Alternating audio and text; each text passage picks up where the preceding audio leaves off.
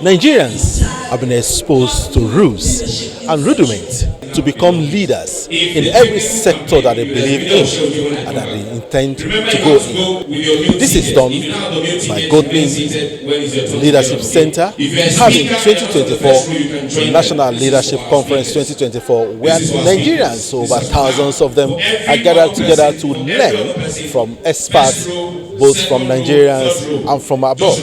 Nigerians have been advised to go into agriculture and practice what would be good for them. Listen to the take-home from the speakers at the conference and what the conference is aimed to achieve. We know that power is not given, but then the system doesn't, allow Nigerian youth to participate in leadership, in politics, and what have you. Give us a brief overview of how Nigerian youth take about leadership. So it's choice. Choice. Every generation has to decide its future.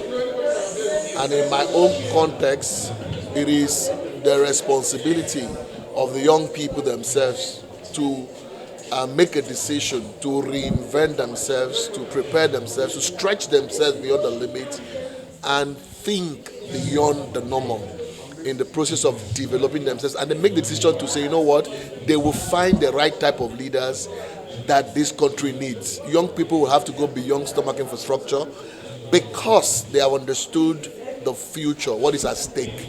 We need to know that what is at stake is too much. We have played with the future of this country so much.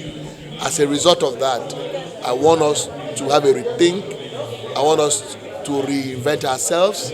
I want us to repackage our values, our thinking process. I want us to focus on relearning, build a leadership capital culture that will help us take leadership seriously so that we can make the big difference that we need. The critical mass of people in this country can be groomed in such a way that they can make a difference. And then on the part of government, it is the responsibility of government to invest the resources that is needed in helping young people find 7-star skills, 7-star skills that can be exported anywhere in the world, 7-star qualities, 7-star leadership capital. And so far in Nigeria, the investment is very limited. If you are to give Nigerian youth one word or one advice based on leadership, what will you tell them? If I am to give Nigerian youth word of advice, one, there are no free lunch. There are no free lunches. Every meal you eat has been paid for. Even if I invite you to come and have a free meal with me, I have paid for it. So nothing is free. Okay? And then you don't deliver what you didn't design. So you must intentionally plan your life. Design your life. Tell yourself where you want to go to and how you want to go there, which means you must keep evaluating, auditing your credentials. And your credentials doesn't necessarily mean that you have to be a graduate. Your credentials are those things you have lined up, you have designed to help you to get to where you want to get to and become who you want to become legitimately. Well, personal branding is key to everything we do, and it's about managing your perception. It's about you having a vision, a goal of where you want to go to and how you want to go there. So it's not something you just wake up and say, I want to be a billionaire. How do you want to be a billionaire? Is it through Yahoo? No. We all can actually be a billionaire if we are intentional about what we do. So starting life means that you have to first of all know who you are, the potentials you have as a human being, especially to the youth of this country. God has put in them so much skills. They are innovative, they are creative, they produce content and all that. But it is time for us to discover that innate thing that is in us, our subconscious, those potentials that we have, And then having discovered it, we want to now design it, structure it in a way that we are able to impact our communities. And having designed it, we now unleash. Unleashing it means that we want to bring it out to the world, to influence, to impact, and then to grow our communities, and to influence, and to have followership. All right? I mean, I look at the youth of this country. We're so talented. We're so many. But I get worried when we are still having old people like us on the stage, right? Nothing is free. There's no free lunch anywhere. So personal branding means that you have to intentionally, strategically bring out those potentials that you have with an aim, with a goal of impacting your society, influencing the world, and being the best leader. Many youths are out there thinking of venturing into the business you are doing, that is farming business, but they don't have capacity to go into it. What do you think they should do? In my last comment I said, we must start small. How? I told you, you can decide to go into fish farming, for instance. A juvenile is 25 naira. You can decide with 100 or 500 juvenile.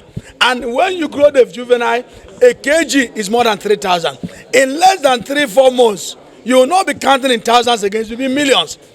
At times, you may look at the money and you're thinking you need the bulk money. No. You can decide even to go into broiler. How much is a broiler, a day old chick? 700, 800, 1,000. Buy 10, buy 20. Start from somewhere. A journey of 1,000 miles begin with a step. And we must be intentional. Like I said, if you are not intentional, nothing can happen, nothing can change. You did talk about how Nigerian youth can make wealth, especially farming in the sector that you are into now. But the truth out there is that people can't really go to farm at this point because of fear of insecurity. How can Nigerian youth venture into farming without the fear of being killed? Thank you very much. Insecurity is real. But I tell you something, it can be conquered. How? Every young unemployed youth in a local government or an area can actually be engaged either as a vigilante or as also a farmer. So you get them to secure their land. They know the evil people and they know the wrong people. Why is insecurity a problem to us? Because of unemployment. If everyone is fully engaged, employed, there won't be insecurity. So the solution to insecurity is providing job. And agriculture gives about 60%, 65% of our job opportunity. Why don't we develop it and give them jobs? When we empower them, they will not be able to cause problem again. The government is actually the sole responsibility of licensing, of recruiting for security purposes and what have you. What is the place of government in this? Honestly speaking, government should always be in the forefront. But we, the masses, must always make a choice of what we want. And we have to tell ourselves, we must make sure we get the best from the system. We don't need to put people in office who cannot deliver. And if every one of us is gainfully employed, doing something, even outside of government, you will have the power to decide on what you want. We should not leave it out only onto government. Government will do their own medicine. The moment you surrender your willpower to government, then you'll be under them forever. But be a man, come out with something and be a blessing to your generation. That's what we are doing. Even the whole question of what is the future currency within the next 10 years? Will it be cryptocurrency? And if it's cryptocurrency, that's more of a universal type of currency that can be used everywhere. Then are we preparing ourselves to understand what cryptocurrency is and how that cryptocurrency will be applied to our everyday life? Thank you. Michael Roberts. I'm Dr. Michael Roberts from St. Louis, Missouri, United States, and an entrepreneur. I will be speaking tomorrow morning. I invite everyone to come and hear my full presentation, as it will be, again, disruptive, interesting, and at the same time, I hope to make you smile as well. From Transcorp Heating, Abuja, I'm Bemiga Olamiko.